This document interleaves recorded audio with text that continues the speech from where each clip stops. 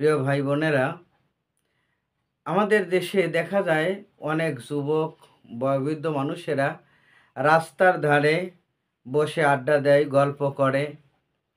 এমনকি বিভিন্ন জায়গায় তারা আলাপ আলোচনা করে, যা ইসলাম কখনোই সমর্থন করে না। তবে রাস্তার ধারে বসে গল্প গুজব করার ব্যাপারে ইসলাম কিছু শর্ত দিয়েছেন। এই শর্ত যদি কেউ পালন করে তাহলে তার জন্যেই রাস্তার ধারে বসে গল্প করা সম্ভব হবে। কি সেই শর্তগুলো? আমাদের পেয়ারা নবী মুহাম্মদ রসুল্লাহ সাল্লাল্লাহু আলাইহি ওয়াসাল্লাম তার জবানে, তার নুরানি জবানে আমাদের সেই শর্তগুলো দিয়েছেন। আজকে আমরা জানব সেই শর্তগুলো কি। আল্লাহ রসুল সাল্লাল্লাহু আলাইহি ওয়াসাল্লাম একদিন সাহাবীদেরকে লক্ষ্য করে বললেন, সাহাবীরা, তোমরা রাস্তার উপরে বসা থেকে বিরত থাকো। অর্থাৎ তোমরা পারতপক্ষে রাস্তার ধারে বসে থেকো না।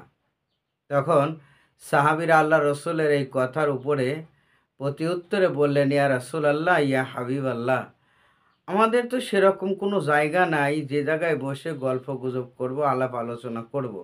আমরা আমাদের ব্যক্তিগত এবং সামাজিক বিভিন্ন বিষয়ে আলাপ আলোচনা করার জন্য রাস্তার ধারেই বসি।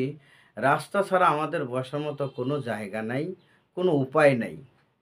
তখন পেয়ারা নবী সাল্লাল্লাহু আলাইহি ওয়াসাল্লাম সাহাবীদের এমন কথা শোনার পরে তিনি বললেন, সাহাবীরা, তোমাদের যদি এরকমই অবস্থা হয় যে রাস্তার উপরে বসা ছাড়া তোমাদের কোনো উপায় না থাকে, তাহলে আমি তোমাদেরকে পরামর্শ দিচ্ছি যে তোমরা রাস্তার যে হক আছে এই হকগুলো আদায় করিও। তাহলেই তোমরা রাস্তার উপরে বসতে পারবে। সাহাবীদের ভিতরে একজন সাহাবী বললেন, ইয়া রাসূলাল্লাহ, ইয়া হাবিবাল্লাহ, রাস্তারও হক আছে? সে আবার কি? শুনেছি বিভিন্ন কিছুর হক আছে, এর মধ্যে রাস্তারও হক আছে? তখন আল্লাহ রাসূল বললেন, হ্যাঁ, রাস্তার হক আছে। রাস্তার হক হলো, সর্বপ্রথম হক, ১ নাম্বার হক হলো, তুমি রাস্তার উপরে যখন বসে থাকবে তোমার চোখ অবনত রাখবে, কখনোই ঊর্ধ্ব দিকে চোখ করবে না। রাস্তা দিয়ে কোনো পর নারী যদি যায় সেদিকে তাকাবা না।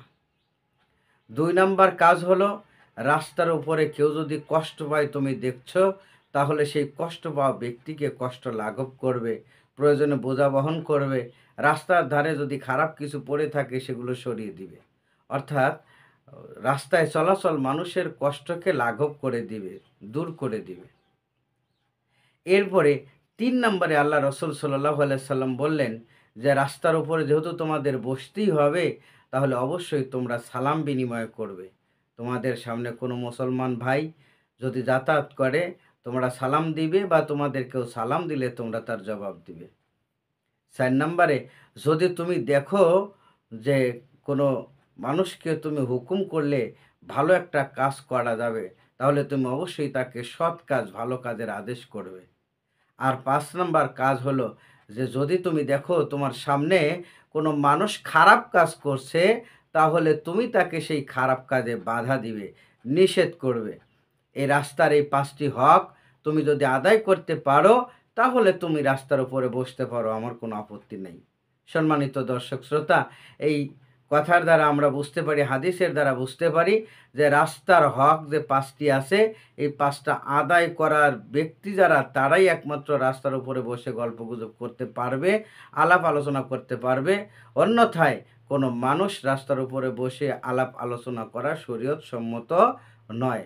আল্লাহ পাক আমাদেরকে সঠিক বুঝদান করুন। আমিন। ওয়া আখির দাওয়ানা আনিল হামদুলিল্লাহি রব্বিল আলামিন।